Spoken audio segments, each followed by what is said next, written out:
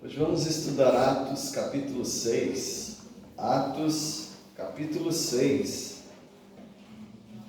Vamos ver um pouco como era a igreja antes de ser muito estruturada. Vocês acham que a igreja hoje, não precisa ser a nossa igreja, tá bom? A igreja de modo geral. Vocês acham que a igreja hoje está muito estruturada ou ainda falta mais estrutura? O que vocês acham? Falta estrutura. Falta estrutura? Em que, irmão? Olha, hoje, às vezes a pessoa está na igreja, mas está só na igreja, não está com Jesus. E aquele povo lá, eles estavam mais com Jesus do que com o local de culto. Certo. Mais alguém quer falar se a igreja era bem estruturada e a igreja de hoje é estruturada ou não é? É difícil dizer, né? Baseado em que nós vamos falar se a igreja é estruturada ou não? Você poderia pensar, a igreja é estruturada fisicamente, os prédios são bem estruturados. Depende. Tem igreja que é uma catedral, tem igreja que é uma choupana, uns paus fincados no chão e uma cobertura de palha. Então não dá para dizer que a igreja é estruturada assim. Mas quando nós falamos de estrutura de igreja, é tudo o que aconteceu com a igreja. Em Atos, a igreja não era estruturada. A igreja precisava ainda ter muita informação.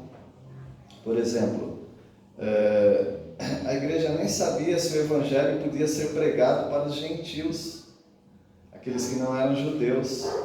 O próprio Pedro, que andou com Jesus, ele não tinha certeza disso, se a igreja poderia pregar para quem não era judeu.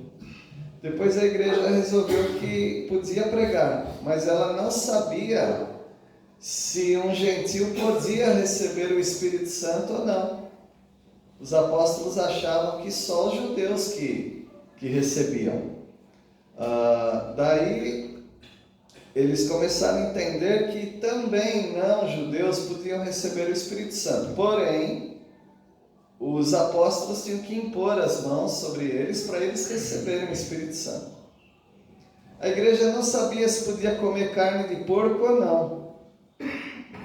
Aliás, a igreja pensava, não pode comer carne de porco. Aí Deus falou para Pedro, agora pode, agora está liberado. Ontem nós comemos carne de porco. Uma delícia.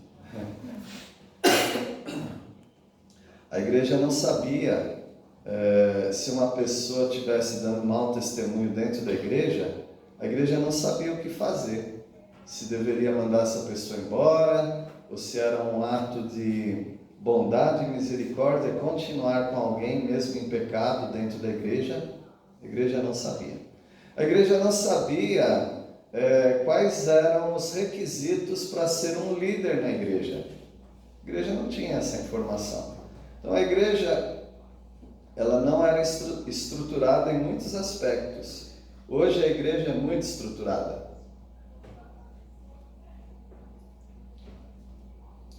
Como o irmão Luiz falou, ainda tem muitas coisas que a igreja precisa aprender, mas o que o irmão mencionou são coisas que dizem mais respeito à vida individual.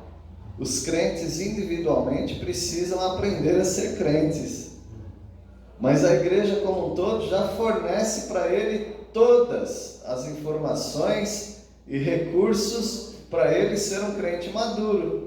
Só não é quem não quer, mas a igreja tem tudo o que alguém precisa para atingir a maturidade em Cristo Jesus. É verdade que algumas igrejas locais não têm ainda, precisam de mestres, precisam de mais estrutura. Então, como igreja local é verdade, algumas igrejas precisam ainda ser mais estruturadas, mas como um todo, a igreja do Senhor Jesus Cristo, não precisa pensar nesse grupo aqui especificamente, mas a igreja de modo geral, ela tem a palavra de Deus, ela tem o Espírito Santo habitando permanentemente nela, e ela tem líderes, e ela tem tudo que ela precisa. Agora, a igreja, em Atos capítulo 6, ela estava engatinhando ainda, e antes de ser muito estruturada, a igreja tinha problemas sociais. Essa é a primeira coisa que nós vamos ver nesse texto. A igreja tinha problemas sociais. A igreja resolvia os problemas de modo prático e com oração.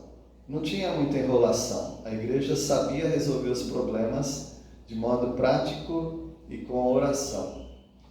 E terceiro, nós vamos ver que a igreja tinha opositores, os inimigos da cruz, por causa dos assuntos judaicos. O problema da igreja no começo eram problemas judaicos, porque a igreja começou com judeus. Quase todo mundo na igreja era judeu no início.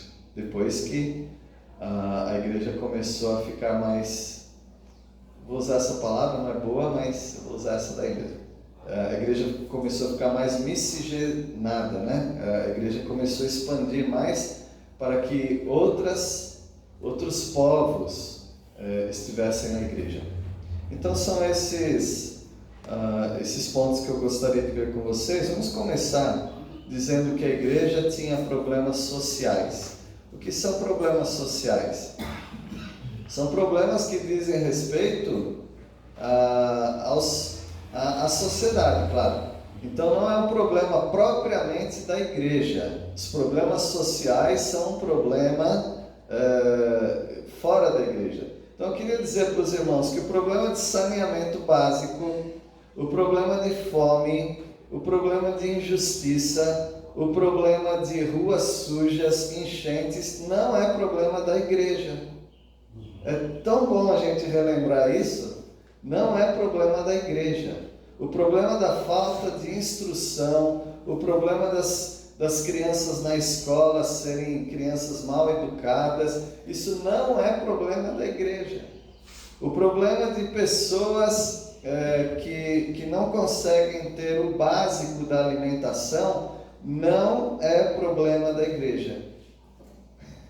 É tão ofensivo falar isso para alguns, sabia? Porque eles acham que a igreja está nesse mundo para resolver esses problemas, mas não está. Então a igreja não precisa carregar culpa, porque as pessoas estão embriagadas, as pessoas estão sofrendo injustiças sociais. A igreja não precisa se sentir culpada por isso.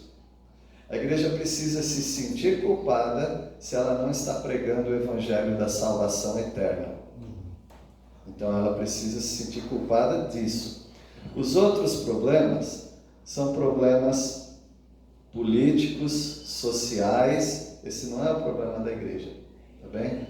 Então a igreja pode contribuir com a sociedade, a igreja tem contribuído com a sociedade, porque a igreja é composta de indivíduos. Se você tem condições no seu bairro de fazer alguma coisa, ótimo. Você está fazendo não é porque você é da igreja, é porque você é um indivíduo, você é um cidadão da cidade. Mas a igreja não tem esse compromisso de restaurar as injustiças sociais no mundo. E por causa disso, algumas pessoas acabaram desviando o foco, a atenção da igreja. Bom, vamos ver o texto, que daí a gente vai dando algum exemplo e quem sabe vocês mesmos podem contribuir também, né? E a gente tem aqui, pelo menos, tem os missionários, Paulo e Patrícia, que eles estão na linha de frente de problemas sociais, né? Que é um problema da nossa sociedade. Esses povos que vivem nas selvas é um problemaço. E é um problema social. E eles têm feito coisas para ajudar aquela sociedade. Mas eles sabem por que um missionário está nesses lugares. Não para resolver os problemas sociais desses povos, mas para dar-lhes o conhecimento do Evangelho, que Cristo morreu, ressuscitou e dá oportunidade para eles crerem e eles serem salvos por toda a eternidade. Então esse é o objetivo. Então a igreja tinha necessidades básicas de alimentação. Não a igreja toda, mas algumas pessoas. Versículo 1, alguém pode ler? Ora, naqueles dias, multiplicando-se o número de discípulos, houve murmuração dos helenistas contra os hebreus, porque as viúvas deles estavam sendo esquecidas na distribuição diária. O problema social aqui pode ser traçado também lá para trás. Primeiro, é a terra dos judeus. Por que os helenistas estão aqui? Helenista são gregos, tá bom? É porque Helen, Grécia em grego é Helen. Para nós é Grécia, mas quando os gregos falam do país deles, eles falam Helen, né? Tem Helena de Troia também, vocês lembram dessa história? Então, os helenistas são os gregos. A reclamação aqui é que os gregos estão reclamando que as viúvas deles não estão sendo sustentadas como são sustentadas as viúvas dos judeus. Os hebreus são judeus. Então, você vê que uma igreja com duas etnias, eles estão tendo ali algum problema, e é um problema social. Bom, em Jerusalém não tinha grego. Grego tinha em Decápolis, que era mais para o norte. Então, por que a igreja tem gregos? Isso é por causa do Pentecoste. No capítulo 2, vocês sabem que veio gente de todos os lugares. Essas pessoas receberam o Espírito Santo. E muitas dessas pessoas não quiseram voltar para os seus lugares. E elas ficaram em Jerusalém. Isso acabou causando um problema social. Imagina se houvesse uma explosão demográfica na nossa cidade. Que viesse um monte de gente de outro lugar na nossa cidade e essas pessoas não voltassem para suas cidades. Quais eram os primeiros problemas a surgir? Moradia. Tudo bem, mas a prefeitura fala, estou dando terreno e material de construção, pode construir, tá bom. Aí você tem as pessoas instaladas, mas você tem um outro problema. Qual é o outro problema? De obra. Mão de obra. Emprego. Como é que você consegue emprego para todas essas pessoas? Então a igreja no início recebeu muita gente, eles empolgados num acampamento eterno, eles falaram, aqui está muito bom, não vamos sair daqui não. Talvez alguns venderam suas propriedades, deixaram para os familiares, eu não sei. Mas, logo no capítulo 2 mesmo de Atos, você vê pessoas ajudando umas às outras. Eles vendiam as propriedades para ajudar aqueles que não tinham. Agora, quase todos os recursos são escassos, eles acabam. Então, acabando o dinheiro dessa turma, aí começa todo mundo a ter problema. Então, eles estão com um problema aqui. Eles têm várias pessoas de outras nações, os gregos, né?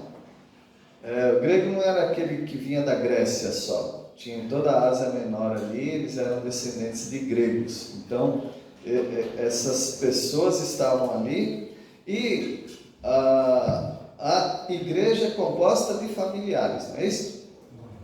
Alguém falou assim, não gosto daquela igreja que só tem família. Eu falei, bem, qual igreja que não tem família? Você quer que seus filhos se convertam e ficam na igreja, né? Aí você ganha seu irmão para Cristo, seu pai para Cristo, eles vão para onde? Para a igreja. Então é claro que a igreja é um conjunto de famílias, não tem problema com isso. O problema são as famílias, são os problemas que as famílias têm. Então, quando essas pessoas, as pessoas responsáveis, iam distribuir, certamente eles dariam preferência aos familiares deles. A minha tia, que é viúva. Então, aí eles começavam a ajudar mais o povo dos hebreus, os judeus. E não ficou legal isso. Seria muito ruim na nossa igreja se pessoas estivessem passando necessidade e a igreja escolhesse quem vai ajudar. Então eles estavam com esse problema e houve uma reclamação. Então é um problema social. Aqueles que falam, eu queria estar na igreja primitiva, porque era a igreja perfeita, era a igreja com problemas. E o problema social está instaurado aqui. Multiplicou o número dos discípulos. É um povo que começou a se converter em bando. 3.000 conversões de uma vez, 5.000 conversões. Então, estufou a igreja. E aqui começam os problemas sociais. As viúvas gregas estavam sendo esquecidas na cesta básica. Versículo 2, nós vamos ver que o trabalho social para a igreja, ele é importante, mas ele é traiçoeiro. O trabalho social é importante. Se você tem na sua igreja alguém desempregado, alguém doente, alguém endividado, alguém que não está tendo os mantimentos básicos dentro do lar, a sua igreja precisa ajudar. Todo mundo precisa dar alguma coisa, juntar uma cesta e ajudar aquela pessoa. E nós não fazemos isso no mundo. Nós não saímos distribuindo cesta básica por aí. Tem igrejas que até fazem isso, mas a gente precisa dar prioridade para os irmãos da igreja. Não é propriamente como um trabalho social. É um trabalho fraterno, é de irmão. Quando eu ajudo um parente, isso não é um trabalho social, isso é um trabalho familiar. A minha família está em dificuldade, é minha obrigação ajudar meus familiares. E a igreja é composta das nossas famílias. Então nós ajudamos essas pessoas, nós não deixamos pessoas na igreja passarem necessidade. Agora, se pessoas lá fora têm necessidades e elas pedem ajuda para a igreja não ajuda. A igreja não precisa se sentir culpada disso. Muitas pessoas já entraram em igrejas pedindo dinheiro, pedindo para pagar a conta de luz, pedindo vários auxílios. A igreja simplesmente fala que não. Mas foi colocado um pensamento dentro da igreja moderna que que o evangelho é social, que o evangelho é para ajudar a sociedade. Mas nós ajudamos os domésticos da fé. Isso nós temos obrigação de fazer. Versículo 2, então, nós vamos ver que o trabalho social ele é importante, mas ele é traiçoeiro. Vamos ver por quê. Versículo 2. E os 12, convocando a multidão dos discípulos, disseram: não é razoável que nós deixemos a palavra de Deus e sentemos à mesa. Olha, essa mensagem aqui, se você começa a falar em algumas igrejas, eles não vão gostar não. Os apóstolos foram claros, eles eram muito práticos para resolver isso daí. Olha, nós não podemos ficar debruçados num assunto e esquecer o nosso ministério. Qual é o ministério dos apóstolos? Pregar a palavra, o evangelho, orar, ter tempo de oração. Eles não podem ficar por aí ajudando as pessoas, nem que sejam as pessoas da igreja. Eu me lembro de um irmão no ministério, um senhor bem de idade já no ministério. Ele falou com orgulho, e ele fazia para o Senhor certamente. Ele falava: o meu carro todo mundo já sabe que é uma ambulância. A igreja tinha vários velhinhos. Então o ministério dele durante a semana era levar os velhos para consultas, levava, às vezes esperava, trazia de volta, já ia buscar outro, ia pagar conta de luz, né? Os velhos davam dinheiro e ele ficava com várias contas de luz para pagar e outras coisas, outras necessidades. Então o trabalho dele era um motorista de ambulância e um office boy. E ele fazia isso com amor. Não tem problema se ele não fosse um pastor. Entenderam? Ele deveria ser um diácono. O pastor não é para isso. Algumas pessoas gostam de ter um pastor que não sai da minha casa, está sempre visitando, sempre acolhendo, sempre cuidando dos enfermos. Não é problema ter um coração de pastor e ser amoroso, mas certamente esses pastores não conseguem estudar. Aqueles que já foram alunos, ou estudaram a arte de pregar, por exemplo, sabem que dá muito trabalho. Pregar, estudar, cuidar de outras coisas da igreja. Então os apóstolos não estão errados. Errado é a igreja que joga tudo na vida de um homem, de um pregador, por exemplo, para ele cuidar do trabalho social, dos problemas sociais da igreja. Uma irmã, vou chamar de diaconisa, pode fazer isso. Um irmão pode fazer isso. Pessoas que são levantadas por Deus para ajudar os necessitados da igreja, pode fazer isso. Mas espera-se que o servo de Deus, como os apóstolos, hoje poderíamos dizer aqueles que dirigem os principais da igreja, eles precisam se dedicar à oração, à leitura da palavra, ao estudo e a outras questões. O Evangelho, ele é completo e a igreja hoje sabe como lidar com esses problemas. E os apóstolos, eles, assim como houve uma reclamação por parte das viúvas, aqui também há uma reclamação por parte dos líderes da igreja. E a reclamação deles nós não estamos dando conta. É muito problema. É muita questão para cuidar e nós precisamos pregar a palavra. Não podemos abandonar o estudo da palavra de Deus para servir as mesas diaconais, mesas de serviço, mesas de cesta básica. Nós não podemos ficar atrás dessas coisas. Não é que é um assunto menor na igreja, mas simplesmente porque Deus levanta pessoas para fazerem várias coisas, e o que os pregadores fazem não deve ser esse trabalho social. Não sei se alguém quer falar alguma coisa, é só falar, tá bom, gente? Versículo 3, tem pessoas que carregam esse trabalho social na igreja. Versículo 3. Por isso, irmãos, escolham entre vocês 7 homens de confiança, cheios do Espírito Santo e de sabedoria, e nós entregaremos esse serviço a eles. Bonito, né? A igreja sabendo lidar com o problema de maneira prática e com oração. Vamos escolher 7 homens, né? São pessoas que vão ter bastante trabalho na igreja, só que não qualquer pessoa. Tem que ser crente, tem que ter boa reputação. Por que boa reputação? Você não quer de repente ouvir a notícia que estão desviando cesta básica, né?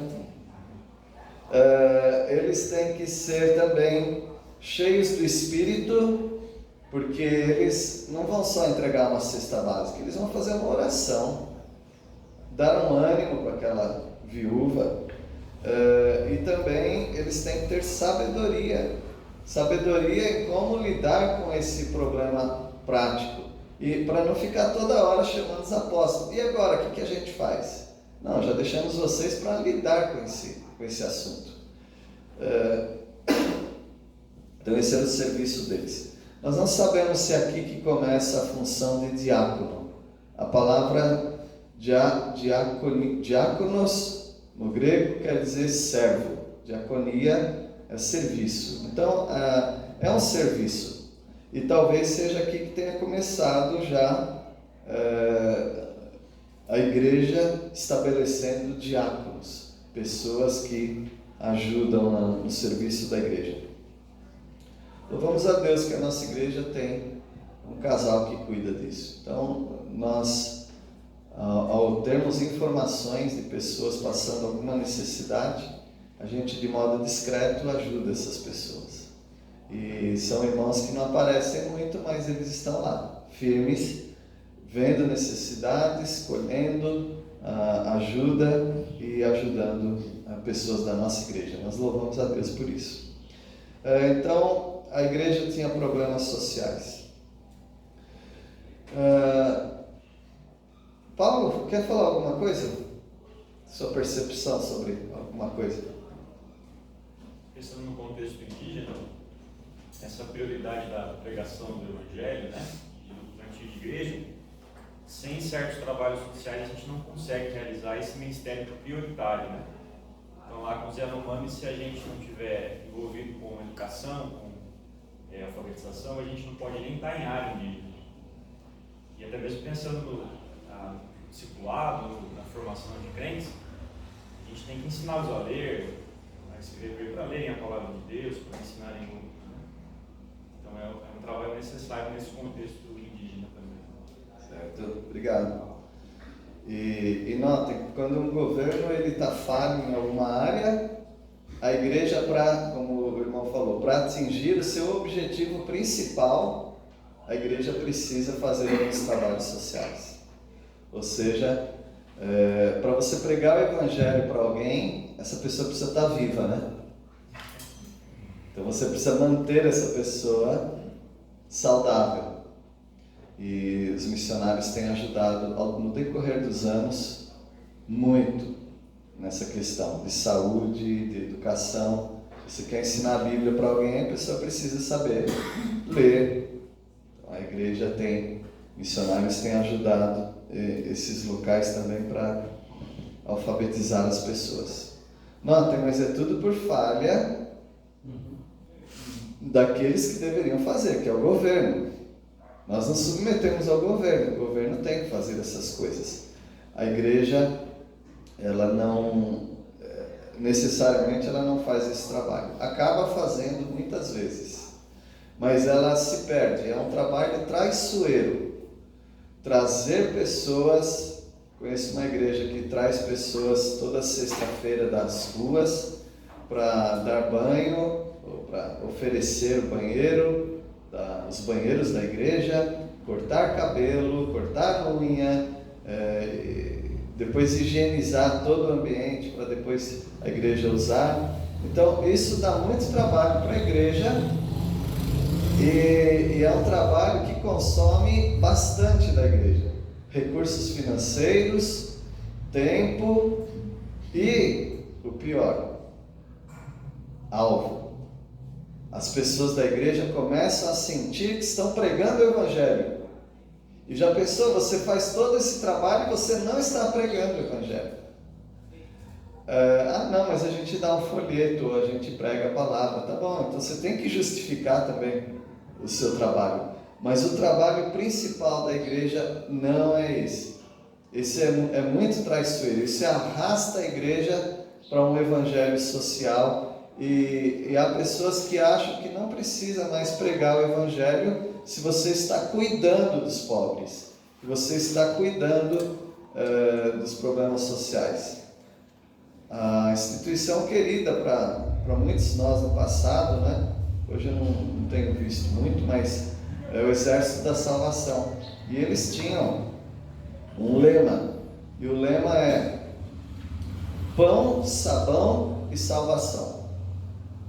Nós vamos alimentar, nós vamos cuidar da saúde, da higiene e nós vamos pregar o evangelho. Então, eles já tinham pensado nesse problema. Pão, sabão e salvação. Só que com o tempo a igreja fica só com pão e sabão e esquece da salvação das almas. Pode falar. Então, se você lembrar da Dona Cora. A Dona Cora dava para as crianças banho de piscina, cafezinho e evangelho. Sim, outro dia eu estava falando com alguém na cidade que lembrou disso, né? Eu falei, mas ela tinha uma regra, só podia usar a piscina se houvesse estudo bíblico.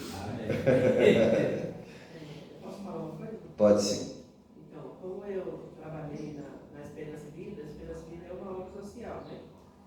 E eu sempre bati numa tecla lá, não só eu, mas alguns líderes, tá? Porque eu ainda faço parte da diretoria da escola. Sim.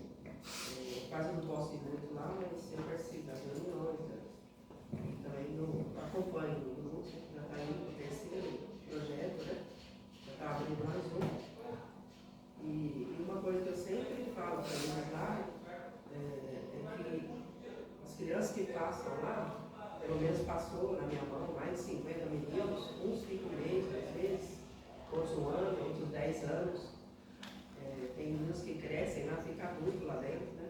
Foi o caso do irmão da Adriana, do Antônio, ficou até os 32 anos. Então eu sempre falo para eles que é importante tirar as crianças das famílias estruturadas, levar lá, dar alimento, dar isso, é muito importante. Mas o mais importante que a escola não pode esquecer, já que é uma escola evangélica, escola não, é um projeto evangélico, é falar de Jesus para as crianças. Falar da salvação para eles, porque quando eles saem dali, lá fora, o que vai salvar eles, ajudar eles lá fora, é ser salvo. Porque a escola não vai para sempre fazer. Vai ficar um mês, 2 ali, se eles saírem dali sem Jesus, tudo que foi feito foi só um trabalho cansativo. Eu sempre passei isso para a escola. Eu vejo hoje, olhando para trás, todos os meninos que passaram por lá, aqueles que saíram de lá convertidos, eles têm famílias estruturadas hoje. Eu conheço vários deles, se nós quiserem saber alguma coisa sobre a escola. É muito importante eles saírem de lá entendendo que é Jesus. E aqueles que saíram, tem uns que até morreram, né? Então é importante isso. Não só a obra social, mas o Evangelho. Sim, o irmão trabalhou diretamente com isso. O pastor João Melo e Simone também trabalharam lá, né? Como a igreja resolvia as suas questões? Por meio de oração e de modo bem prático, bem direcionado, não ficava enrolando, né? Então vamos ver o versículo 4. Bom, nós já falamos disso, os pregadores eles não podem ficar atolados com problemas sociais, eles têm que fazer aquilo para o que eles foram chamados. Estudar a palavra, orar, pregar, aconselhar, tem bastante trabalho aí. Versículo 4. Então poderemos gastar o nosso tempo na oração, na pregação e no ensino da palavra. É importante. Você percebe na hora se alguém é um estudante da palavra ou não. Alguns minutos só falando, você já percebe se a pessoa sabe do que está falando ou está só contando histórias, né? Então é importante que esses pregadores, esses líderes de igreja se dediquem a esse trabalho, a oração. Meus irmãos, eu tenho plena certeza que os irmãos aqui da igreja, alguns, muitos eu diria, fazem muito mais do que um crente, vou chamar de crente comum, tá bom? Que um crente comum deveria fazer. Por exemplo, os irmãos trabalham direto nos seus trabalhos e ainda reservam tempo para estudar para a escola dominical, para ensinar as crianças. Outras pessoas dedicam muito do seu tempo organizando coisas para algum projeto da igreja. Então essas pessoas não fazem hora extra no trabalho delas, mas elas fazem muitas horas extras para o trabalho. Sendo que algumas igrejas pensam, não, a gente paga alguém para fazer isso. Já não tem pastor? A gente paga para isso, ele faz essas coisas. Mas o trabalho na igreja, ele é tão importante que aqueles crentes que são maduros, eles não abrem mão do trabalho. Mesmo que isso lhes custe um pouco de horas à noite, o tempo do seu lazer, muitas vezes, para fazer esse trabalho. Eu sei disso. E eu sei também que alguns irmãos têm orado uns pelos outros. É importante.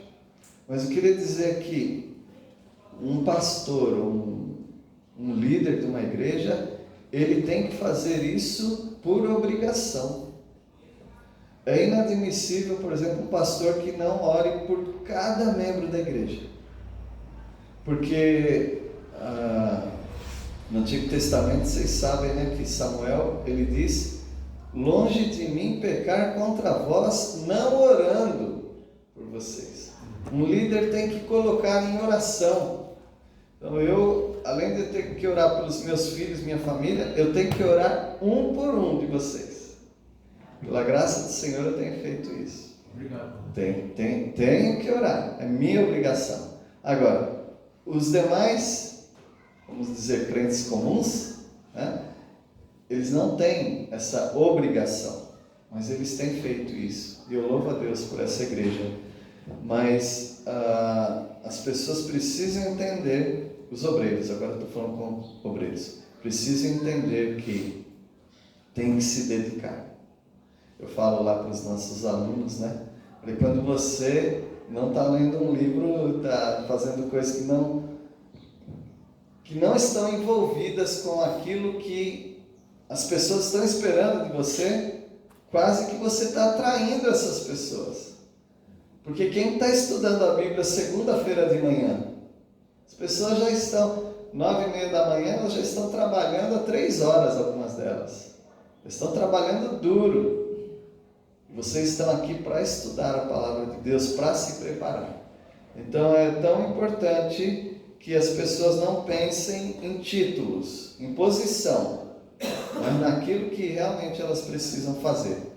Então não é só simplesmente liberar um líder para ele ficar livre para oração e para o estudo da palavra, se ele não faz isso.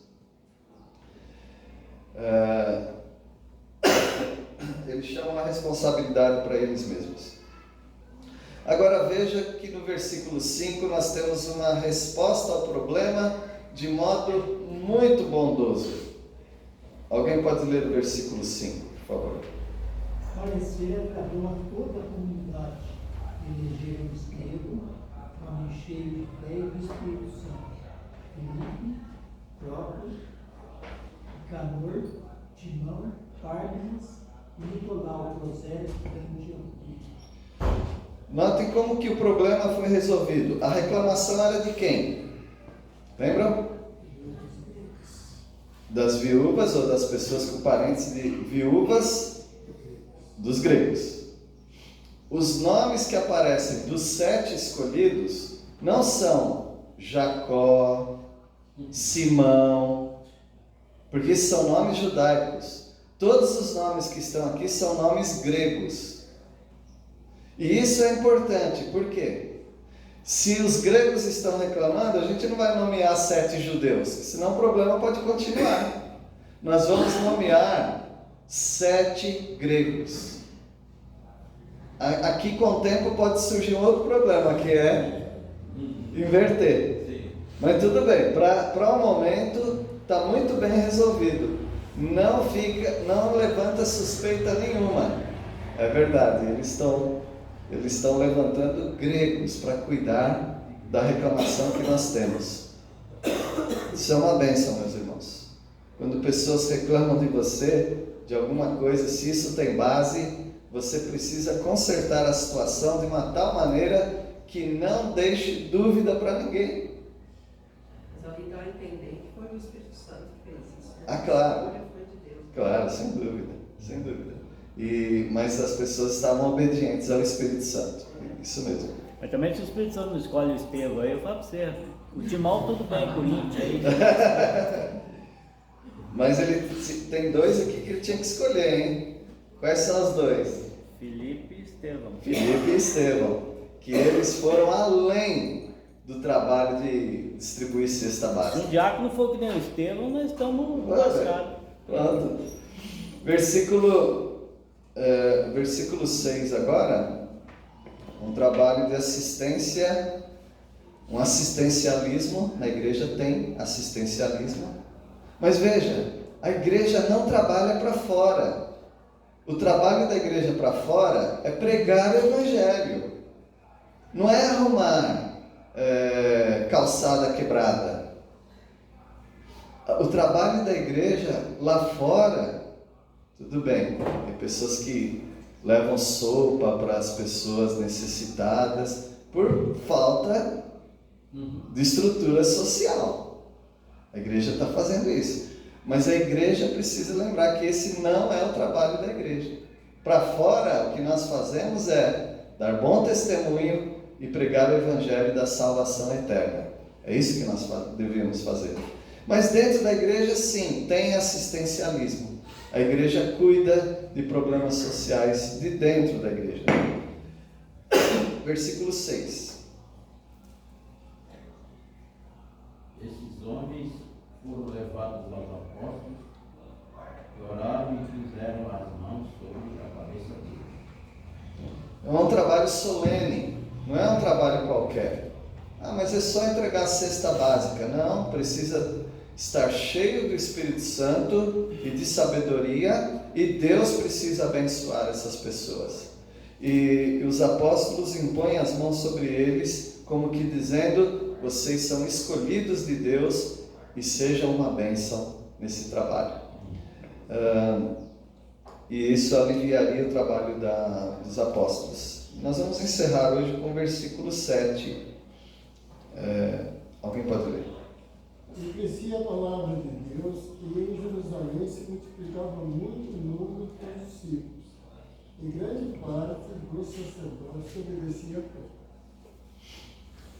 Nesse versículo nós temos 3 ensinos importantes, talvez até mais, mas primeiro deles, influência na sociedade. A igreja precisa ter influência na sociedade. E veja, a igreja não está voltada aos trabalhos sociais, mas tem influência na sociedade. Como que isso pode acontecer? Primeiro que a igreja cuida de si própria. E as pessoas veem isso. Porque, de certa maneira, a igreja faz um trabalho na sociedade. Por quê? As pessoas que estão na igreja são da sociedade.